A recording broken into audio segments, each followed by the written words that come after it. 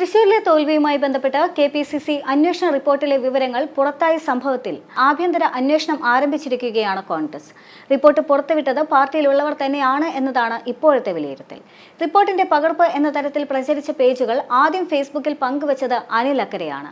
മാധ്യമങ്ങൾക്ക് പകർപ്പ് ലഭിക്കും മുൻപേ തന്നെ അനിൽ അക്കരെ റിപ്പോർട്ടിന്റെ പകർപ്പ് പുറത്തുവിട്ടിരുന്നു. തൊട്ടു പിന്നാലെ തന്നെ പോസ്റ്റ് പിൻവലിക്കുകയും ചെയ്തു. വാർത്തയും വിശദാംശങ്ങളും ഇന്നലെ പുലർച്ചെയാണ് മാധ്യമങ്ങൾക്ക് ലഭിക്കുന്നത്. എന്നാൽ ഞായറാഴ്ച രാത്രി തന്നെ ഇങ്ങനെയൊരു റിപ്പോർട്ടിന്റെ പകർപ്പ് പുറത്തു വന്നെന്നും അത് വ്യാജമാണെന്നും വ്യക്തമാക്കിക്കൊണ്ട് റിപ്പോർട്ടിന്റെ കോപ്പി സമൂഹ മാധ്യമങ്ങളിൽ പങ്കുവച്ചത് അനിൽ അക്കരെയായിരുന്നു. അദ്ദേഹത്തിന് ഈ റിപ്പോർട്ട് എവിടെ നിന്ന് കിട്ടി എന്നതാണ് ഇപ്പോൾ ഉയരുന്ന ചോദ്യം. കെ.സി. ജോസഫാണ് ഇങ്ങനെയൊരു റിപ്പോർട്ട് പുറത്തു വന്നതെന്ന് തന്നെ വിളിച്ചു പറഞ്ഞതെന്നാണ് അനിൽ അക്കരെ പറഞ്ഞിരുന്നത്. റിപ്പോർട്ടിലെ വിവരങ്ങൾ ബി.ജെ.പി. കോൺഗ്രസ് അവിശുദ്ധ ബന്ധം വ്യക്തമാക്കുന്നതെന്നാണ് എൽ.ഡി.എഫ് ജില്ലാ കമ്മിറ്റി പ്രതികരിച്ചത്. അനിൽ അക്കരെയും ജോസ് വള്ളൂരും കേന്ദ്ര സർക്കാരിന്റെ പ്രചാരകരാണെന്നും എൽ.ഡി.എഫ് ജയിക്കാതിരിക്കാൻ പലയിടത്തും കോൺഗ്രസ് വോട്ട് സുരേഷ് ഗോപിക്ക് നൽകിയെന്നും ആരോപണമുണ്ട്. വഞ്ചനാപരമായ നിലപാട് സ്വീകരിച്ച ടി.എൻ. പ്രതാപൻ ഇപ്പോൾ കെ.പി.സി.സി വർക്കിംഗ് പ്രസിഡന്റ് ആണെന്നും റിപ്പോർട്ടിലെ വിവരങ്ങൾ പുറത്തുവന്ന സാഹചര്യത്തിൽ സ്ഥാനം രാജിവെക്കണമെന്നും ജില്ലാ കമ്മിറ്റി പുറത്തുവിട്ട പ്രസ്താവനയിൽ പറയുന്നുണ്ട്.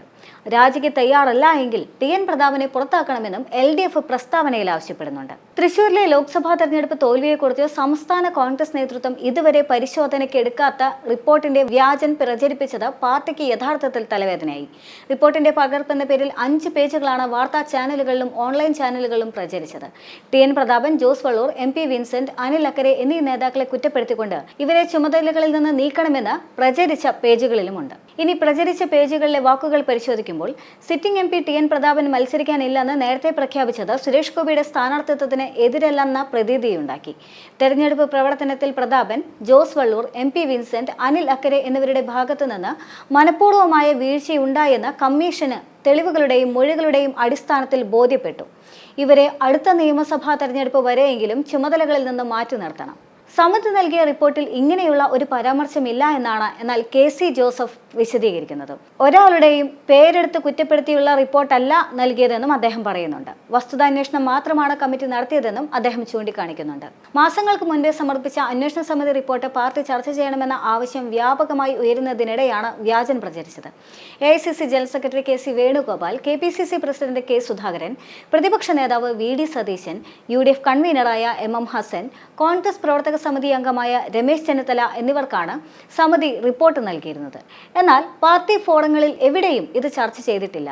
തൃശൂരിലെയും ആലത്തൂരിലെയും തോൽവി അന്വേഷിച്ച കമ്മിറ്റി 2 തവണയായാണ് റിപ്പോർട്ട് നൽകിയിരിക്കുന്നത്. അതേസമയം ലോക്സഭാ സീറ്റിലെ തോൽവിയെക്കുറിച്ചുള്ള കെ.പി.സി.സി അന്വേഷണ റിപ്പോർട്ട് എന്ന പേരിൽ വ്യാജ വാർത്ത പ്രചരിപ്പിക്കുകയാണ് എന്ന് ആരോപിച്ചുകൊണ്ട് എ.ഐ.സി.സി അംഗവും മുൻ എം.എൽ.എയുമായ അനിൽ അക്കരെ നൽകിയ പരാതിയിൽ അന്വേഷണം നടത്തി നടപടി സ്വീകരിക്കാൻ സിറ്റി പോലീസ് കമ്മീഷണർക്ക് ഡി.ജി.പിയുടെ നിർദ്ദേശമുണ്ട്. ടി.എൻ. പ്രതാപൻ, ജോസ് വള്ളൂർ, അനിൽ അക്കരെ, എം.പി. വിൻസെന്റ് എന്നിവർക്കെതിരെ നടപടിക്ക് ശുപാർശ ചെയ്തു എന്ന രീതിയിൽ വ്യാജ വാർത്ത പ്രചരിപ്പിക്കുന്നു എന്നാരോപിച്ചുകൊണ്ട് സ്വകാര്യ ചാനലിന് എതിരെയാണ് അനിൽ അക്കരെ പരാതി നൽകിയിരിക്കുന്നത്.